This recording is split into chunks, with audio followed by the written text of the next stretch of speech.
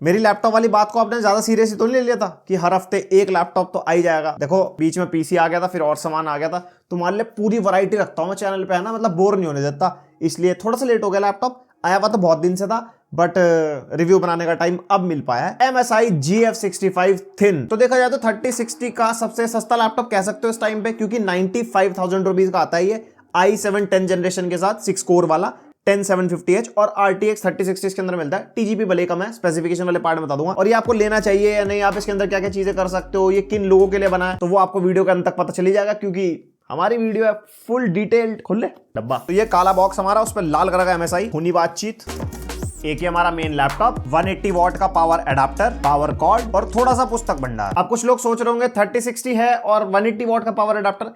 MSI GF65 thin है ये, पतला और गेमिंग लैपटॉप। तो जब पतला होगा, गेमिंग होगा, तो टेम्परेचर्स मैनेज करने के लिए थोड़ी सी जो इसकी जो है पावर को डाउन कर दिया गया है, बट परफॉर्मेंस में डाउन नहीं हुआ, ये बढ़िया परफॉर्मेंस है, वो आपको आगे पता चल जाएगा। स्पेसिफिकेशन सुन लो पहले। i7 10750H प्रोसेसर है इसके अंदर, 6 कोर 12 थ्रेड्स वाला। RTX 3060 आपको इसके अंदर मिलेगा 75 वॉट TGP के साथ। 16 GB रैम आपको इसके अंदर मिलती है 2933 मेगाहर्ट्ज क्लॉक स्पीड वाली। 1 TB की PCIe M.2 NVMe SSD आपको मिल जाएगी। Wi-Fi 6 एंड ब्लूटूथ वर्जन 5.1 आपको इसके अंदर मिल जाएगा। और इसके अंदर ना एक और वेरिएंट भी है 87,000 का i5 10500H, वो भी 6 कोर 12 थ्रेड्स है और सेम 3060 है। अब इस वेरिएंट और उस वेरिएंट में एक तो प्रोसेसर का डिफरेंस आ जाएगा और एक आपका स्टोरेज का डिफरेंस आ जाएगा, बाकी लैपटॉप बिल्कुल सेम है। आयल से वो ज्यादा वैल्यू फॉर मनी है, क्योंकि 87,000 का है और 10500H और 10750H में मात्र 3 से 4% का डिफरेंस है। तो परफॉर्मेंस वाइज ज्यादा आपको फर्क मिलेगा नहीं और पैसों में काफी फर्क मिल जाएगा। स्टोरेज आप बाद में बढ़वा भी सकते हो, और आपको बाय करना होगा, सारे मॉडल्स के लिंक्स डिस्क्रिप्शन में है, अगर बाय करना हो वहां से बाय कर सकते हो। और अब जरा इस पर नजर मार लेते हैं फटाफट। टॉप लिड हमारे को यहाँ पे मेटल की मिलती है, यहाँ पे ऊपर MSI का लोगो है, बट ये लोगो जलता नहीं है, सिर्फ रेड कलर में यहाँ पे प्रिंटेड है। और टॉप लिड फ्लेक्स इसके अंदर मीडियम सा मिलेगा, बट ओवरऑल जो बिल्ड क्वालिटी है वो सही है। और इंटीरियर जो है लैपटॉप का, जो कीबोर्ड फ्रेम है वो भी हमारे को मेटल फिनिश में मिलता है, और कीबोर्ड फ्लेक्स जो है वो भी काफी मीडियम सा है। लेफ्ट साइड में आपको एक एयर एग्जॉस्ट वेंट मिल जाता है, पीछे तरफ आपको 2 एयर एग्जॉस्ट वेंट मिल जाते हैं, और पीछे से है पूरा खुला खुला माहौल, एकदम मतलब फुल वेंटिलेशन की बढ़िया जगह। और कैसे है थर्मल्स, कैसी है वेंटिलेशन, वो आपको गेम टेस्ट में पता चली जाएगा। इस लैपटॉप का जो वेट है वो 1.86 kgs है। तो जैसे कि मैंने बताया थिन लैपटॉप है, गेमिंग वाला। गेमिंग लैपटॉप 2.2 2.5 के लगभग होते हैं, ये 1.86 है, तो उस हिसाब से हल्का है। आपको अगर हाई परफॉर्मेंस लैपटॉप चाहिए और ज्यादा भारी नहीं चाहिए, मतलब ज्यादा हल्का भी नहीं कहेंगे इसको, ठीक है, दूसरे लैपटॉप से अगर कंपेयर करते हैं गेमिंग वाले, तो उससे तो हल्का ही है। और जब बिल्ड क्वालिटी की बात हो रही है तो स्क्रीन वॉबल इसमें काफी माइनर सा है, मतलब एकदम बिल्कुल स्टेबल नहीं कहेंगे, बट हाँ देखा जाए तो थोड़ा ही है, ज्यादा नहीं है। पोर्ट्स के मामले में लेफ्ट साइड में आपको एक पावर इनपुट पोर्ट मिलता है, एक HDMI पोर्ट मिल जाएगा, और राइट साइड में आपको एक केंजिंगटन लॉक मिलता है, एक RJ45 लैन पोर्ट मिलता है, 2 टाइप C USB 3.2 Gen 1 वाले पोर्ट हैं, 2 टाइप A 3.2 Gen 1 वाले पोर्ट हैं, और एक हेडफोन माइक जैक का combo. Coming on to the display part, 1080p 15.6 inches की एंटी ग्लेयर डिस्प्ले के अंदर, जिसका 144 हर्ट्ज का रिफ्रेश रेट है, और कलर गैमेट के मामले में 45% NTSC है और 250 निट्स की ब्राइटनेस है। तो इसकी जो डिस्प्ले है वो मैं कहूंगा एवरेज वाली डिस्प्ले, जो आपको भी मिलती है 65 to 68% sRGB वाली। तो कंटेंट क्रिएशन के लिए आप सेपरेट मॉनिटर यूज कर लेना, इसकी डिस्प्ले ज्यादा उम्मीद मत करना। गेमिंग के लिए लेना है, कैजुअल वर्क के लिए लेना है, बढ़िया है। और जब डिस्प्ले की बात चली जाए, डिस्प्ले का जो आउटपुट है, इसकी जो इंटरनल डिस्प्ले है वो iGPU से कनेक्टेड है। HDMI से आउटपुट लोगे तो आपको एक्सटर्नल GPU यानी कि RTX 3060 से मिलेगा, और टाइप C से कोई आउटपुट नहीं है, दोनों टाइप C पोर्ट से आप डिस्प्ले आउटपुट नहीं ले सकते, not even power delivery. Coming on to the keyboard, keyboard इसमें आपको फुल साइज वाला नहीं मिलेगा, numpad is not available. Left और राइट साइड में थोड़ी ज्यादा जगह है, ये GF सीरीज का एक सिग्नेचर मान लो। और जो इसका कीबोर्ड है वो सिंगल कलर बैकलाइट कीबोर्ड है, रेड कलर की लाइट इसके अंदर जलती है। और कीबोर्ड का टाइपिंग एक्सपीरियंस नॉर्मल जैसा एक लैपटॉप का होता है। और ट्रैक पैड से मैं इतना खुश नहीं हूं, छोटा सा ट्रैक पैड है, बट वो ये ट्रैक पैड आज की डेट में यूज ही कौन करता है, तो मतलब जो भी है ठीक है। और ये इसका वेबकैम टेस्ट और इसके माइक का टेस्ट, आपको वेबकैम की क्वालिटी दिख गई होगी। देख खैर यहाँ पे थोड़ी लाइट अच्छी जल रही है, अपने घर के हिसाब से आप देख लेना, मतलब वेबकैम की क्वालिटी ऐसी है। और माइक ऐसा है, मेरे से लगभग 2 फुट दूर पड़ा लैपटॉप, तो किसी से ऑनलाइन बातचीत, कुछ लॉन्ग डिस्टेंस और कुछ पढ़ाई वढ़ाई, तो कुछ ऐसी आवाज जाएगी आपके सामने वाले को। एक सैंपल स्पीकर का भी सुनी लो।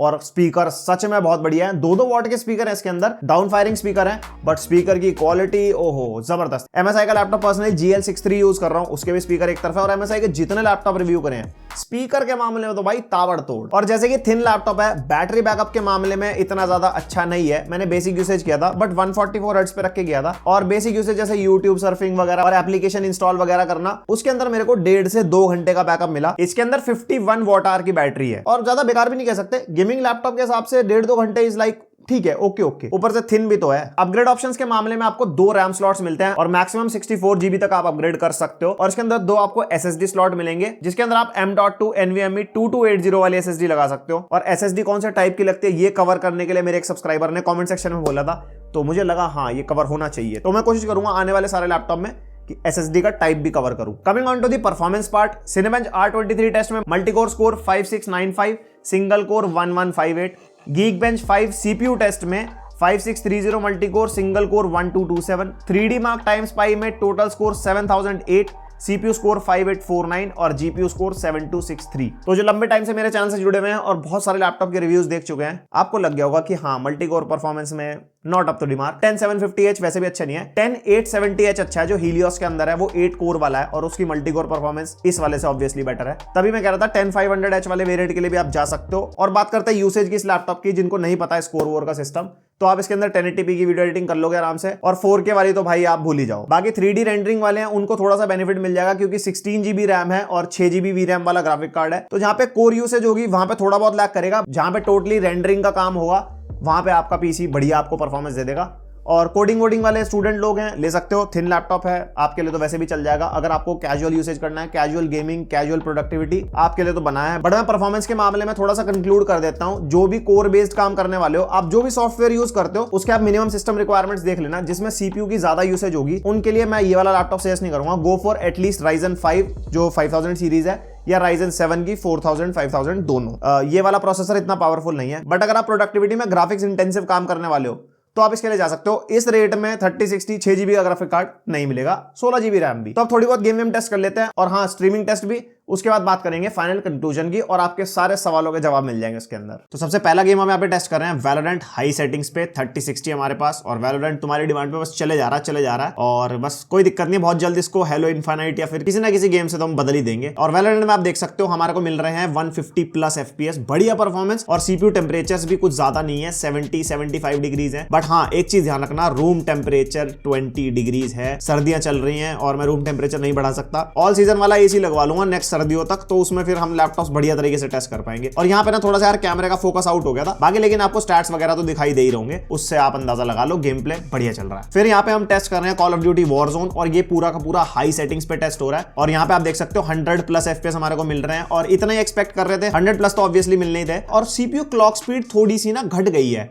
इस लैपटॉप में। आगे गेम्स में आप देखोगे किसी किसी गेम में CPU क्लॉक स्पीड ऑटोमेटिकली कम है, मतलब बूस्ट पे नहीं जा रहा, कुछ ऐसा थ्रॉटल भी नहीं हो रहा, कुछ नहीं हो रहा। हो सकता है जैसे MSI GF63 थिन के अंदर था कि ऑटोमेटिकली अपने थर्मल्स कंट्रोल करने के लिए वो क्लॉक स्पीड गिरा रहा था, बट परफॉर्मेंस में हमारे को कोई ड्रॉप नहीं मिल रहा था। जैसे कि मैंने आपको शुरू में बता दिया, थिन लैपटॉप है, गेमिंग वाला GF65 थिन है, उस वजह से इसकी TGP भी कम है इसके ग्राफिक कार्ड की, और बाकी हो सकता है ब्रांड ने कुछ ऑप्टिमाइजेशन किए हो फॉर थर्मल्स, तो उस हिसाब से जो ओवरऑल परफॉर्मेंस है लैपटॉप की वो सेटिस्फैक्टरी है। उसके बाद हम यहाँ पे टेस्ट कर रहे हैं बैटलफील्ड 5 हाई सेटिंग्स पे हम टेस्ट कर रहे हैं, और यहाँ पे आप देख सकते हो 100+ FPS हमारे को इसके अंदर मिल रहा है। सबसे बड़ा जो प्लस पॉइंट है वो 16 GB रैम है इसके अंदर, और यहाँ पे आप देख सकते हो क्लॉक स्पीड इसमें भी कम है, और CPU टेम्परेचर्स भी काफी सही चल रहे हैं। और रूम टेम्परेचर तब तक थोड़ा इंक्रीज हो गया था, 24 डिग्रीज तक पहुंच गया था, क्योंकि गेम्स जो है ना ये लगातार टेस्ट करते हैं, ऐसा नहीं कि हम ब्रेक ले लेके टेस्ट करते हो। तो जब मैंने टेस्टिंग शुरू करी थी तब रूम टेम्परेचर कम था, फिर धीरे धीरे बढ़ गया, अब बढ़ गया तो देख लो अपने हिसाब से। फिर यहाँ पे हम टेस्ट करें Red Dead Redemption 2, और इसमें जो हमारा प्रीसेट है वो बैलेंस्ड का टॉप वाला है, जिसके अंदर अल्ट्रा और हाई पूरी हो जाती है सेटिंग, और DLSS हमने रखा है इसमें ऑटो पे, और इसके अंदर हमारे को एवरेज 60 FPS मिल रहे हैं। इतनी ही मेरे को उम्मीद थी 3060 से, और जैसे कि इसका 75 वॉट TGP वाला है उसके हिसाब से यही परफॉर्मेंस एक्सपेक्ट कर रहे थे। तो जो परफॉर्मेंस निकल के आ रही है वो बहुत बढ़िया है। आप ऑब्वियसली गेमिंग के लिए इसको कंसिडर कर सकते हो, और यहाँ पे भी देखो क्लॉक स्पीड कम है,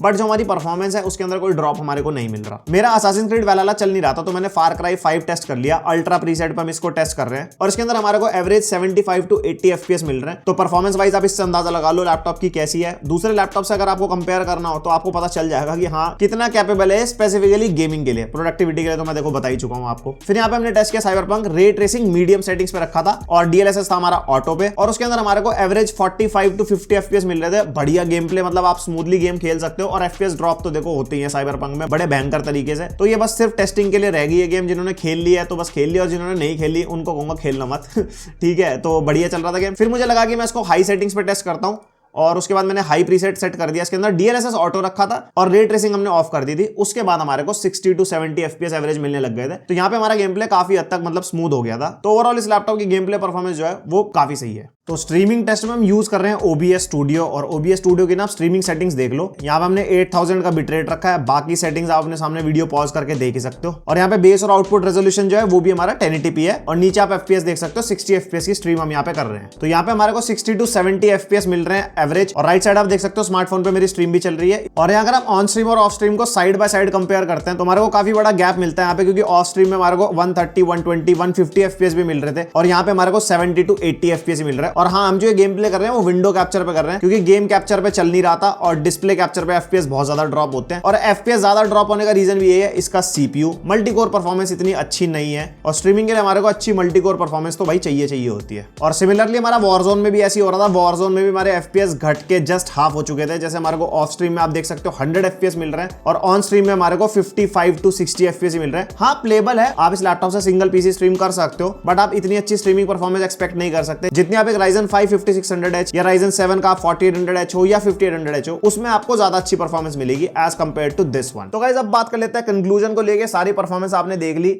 सबसे पहले बता देता हूं किन लोगों के लिए लैपटॉप। देखो, जिन लोगों को गेमिंग करनी है, गेमिंग वाले लोग तो आप इसको आराम से ले लो। आपने बस अपना नॉर्मल काम करना है और गेमिंग करनी है, कॉलेज वॉलेज जाने वाले हो तो आपके लिए तो भाई बना हुआ है ये। रेट भी ज्यादा नहीं है, अपनी स्पेसिफिकेशन के हिसाब से, और परफॉर्मेंस भी उस हिसाब से बढ़िया है। और प्रोडक्टिविटी के हिसाब से मैंने बता दिया, अगर आपको कोर बेस्ड काम ज्यादा करने हैं तो go for a better CPU। GPU आपके लिए नहीं मैटर करता, तो आप 3050 में भी बढ़िया अपनी गेमिंग कर लोगे। और अब थोड़े जनता के सवाल उठा लेते हैं जो इंस्टाग्राम पे आप मुझसे पूछते हो। जिन्होंने इंस्टाग्राम पे फॉलो नहीं किया हुआ, फॉलो कर लो। मैं लैपटॉप्स की पोस्ट डालता रहता हूँ, या कोई अपकमिंग वीडियो या थोड़ी बहुत पर्सनल लाइफ के बारे में, तो मजा आएगा वहां पे। तो जो सवाल आपने पूछे थे उसमें जो मोस्ट कॉमन सवाल है वो उठाए हैं मैंने, सारे नहीं वरना वीडियो बहुत लंबी हो जाती। टफ A15 3050 वाला या फिर ये वाला। ऑब्वियसली गेमिंग के मामले में ये बेटर है, और CPU के मामले में वो बेटर है, तो एक चीज आपको सैक्रिफाइस करनी पड़ेगी। i7 जो इसमें लगा है 10750H वाला, और Ryzen 5 5600 जो H है, उनमें से कौन सा बेटर है? Obviously Ryzen 5 5600H। आप अपने सामने स्क्रीनशॉट देख रहे होगे, 35 से 40% का बूस्ट आपको मिलेगा Ryzen में। और ये जो छोटे छोटे कंपैरिजन है, एक दो प्रोसेसर एक दो ग्राफिक कार्ड में करने हो,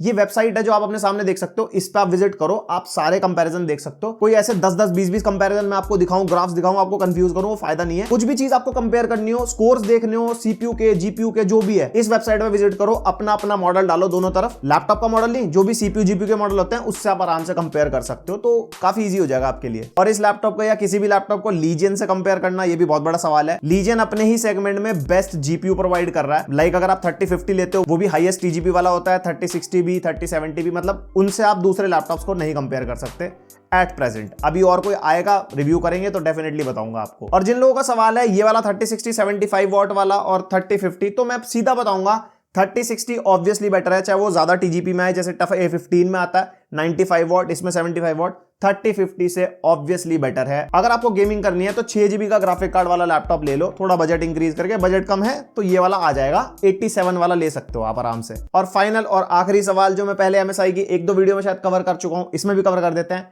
आफ्टर सेल सर्विस। देखो, सबसे पहली बात तो बेस्ट पार्ट, आपको 2 साल की वारंटी मिलती है। अगर आपके शहर में सर्विस सेंटर है MSI का, तो MSI का लैपटॉप आपके लिए तोहफा है। बस आपको कैरी इन वारंटी मिलेगी, ऑन साइट नहीं मिलेगी। दूसरे ब्रांड्स आपको ऑन साइट प्रोवाइड करते हैं, और MSI का कहना है कि कुछ टाइम में वो ऑन साइट प्रोवाइड करने वाला है। और MSI की सर्विस का थोड़ा सा नेगेटिव सा है मार्केट में। देखो, ऐसा नहीं है, मेरे कुछ ऐसे सब्सक्राइबर हैं, मेरे कुछ ऐसे रिलेटिव्स हैं जो MSI का लैपटॉप यूज कर रहे हैं, और उनके शहर में MSI की सर्विस बहुत बढ़िया है। तो ये सिटी टू सिटी वैरी करती है, आप अपनी सिटी में देखना। अगर आपको लगे कि हाँ भाई मेरी सिटी में अच्छी है तो MSI का लैपटॉप ले सकते हो, अगर लगे नहीं अच्छी है तो you can consider other laptops. तो बस यही थी वीडियो। पसंद आ गई तो लाइक कर देना, कुछ चीज रह गई हो तो कमेंट में पूछ लेना, और बाकी कुछ पसंद आ गया हो तो वो कमेंट करके बता देना, और शेयर कर देना दोस्तों के साथ अगर किसी को लैपटॉप लेना है। हम मिलते हैं नेक्स्ट वीडियो में, तब तक के लिए बाय।